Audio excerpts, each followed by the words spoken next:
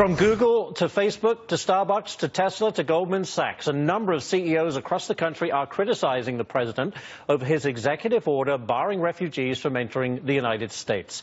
Netflix CEO Reed Hastings called the ban, quote, so un-American it pains us all. Worse, these actions will make America less safe through hatred and loss of allies rather than more safe. So the question is, could this executive order and extreme vetting actually make America less safe? Joining me now is former NATO Deputy Secretary General and former U.S. Ambassador to Russia and NATO, Ambassador Alexander Vershbow.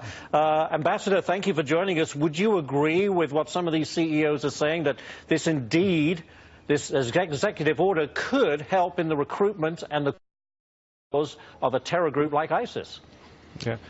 I'm afraid I do agree, because the way this was carried out, it certainly looks like a Muslim ban, and it could play into the argument by ISIS and by other radical Islamic groups that the war on terror is really a war on Islam, and that will be a great recruiting tool for ISIS. It could also inspire some misguided people in our own country to do one of these homegrown terrorist attacks as well. So I hope we can get past this as quickly as possible. The key should be focusing on individuals that pose a risk and not banning the entry of nationals from a single country en bloc. We should do it case by case, extreme vetting, more extreme if you can make it more extreme, but it should be done on an individual case by case basis. But how realistic is that when a lot of these countries are war torn? How on earth, are you going to extremely vet someone who's probably moved around a lot in some cases, or you just have no information on this individual at all? Well, it takes sometimes months, if not years, in some cases. If you can't convince yourself that the person is safe enough to admit, you don't admit them. I mean, that's our sovereign prerogative. But to basically, on a blanket basis, ban the entry of people from whole countries, it just goes against American traditions. And as I said, I think it plays into the hands of radical Islamic terrorist groups like ISIS. All right, let's change gears a little bit. You were the former ambassador to Russia. What do you make of this relationship between Donald Trump and Vladimir Putin? He said the other day, look, I don't know the guy, but it is much better for the United States to be friendly with Russia than, be at each other's throats. What are your thoughts on that? Yeah.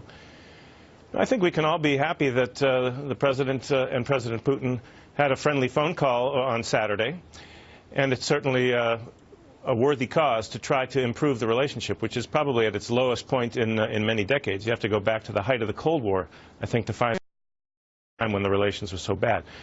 But it's still very important that we enter this dialogue with President Putin with our eyes open and recognize that a lot of the reason why the relations are so bad right now is because of what the Russians have done, and in particular their invasion of Ukraine, their illegal occupation of Crimea and of parts of eastern Ukraine. Sanctions were imposed directly for that, and those sanctions should only be lifted when Russia reverses its aggression against Ukraine. But there may be other things that we can do together with Russia. We should explore that. Fighting terrorism, dealing with the North Korean nuclear threat. There may be a mutual interest in those areas, but we shouldn't trade a sovereign country like Ukraine for the sake of cooperation in other areas. Do you think someone like Vladimir Putin, a former Soviet spy who never takes any step without it being thought through at great length, do you think he looks to take advantage of Donald Trump? Does he see this as an opportunity? Well, I worry about that. If only because if you look at Russian commentators in the last 48 hours since the phone call, they're almost salivating with anticipation that they're going to get all kinds of one-sided concessions from the U.S. So we have to prove them wrong, first of all. But we also have to remember that Vladimir Leader is a very strong leader. He's also a very undemocratic leader. He doesn't have any real accountability at all. And his agenda is making Russia great again. He would love to get off the hook on the sanctions. He'd love us to recognize Russian domination over Ukraine and other former Soviet republics. But we have to decide what we want. And I think our interests lie in a European security system in which sovereign states are really sovereign, and they have the freedom to choose who their partners are, who their allies are, and not be punished for it by the Kremlin. All right, we'll have to leave it right there. But thank you so much, Ambassador Alexander Vershbow, for joining us this afternoon. Appreciate it.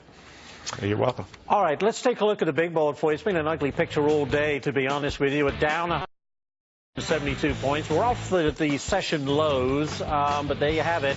We're under Dow 20K. Coming up next, Super Bowl Sunday, less than a week away now, as the Patriots fans and their New England heroes off in grand fashion today.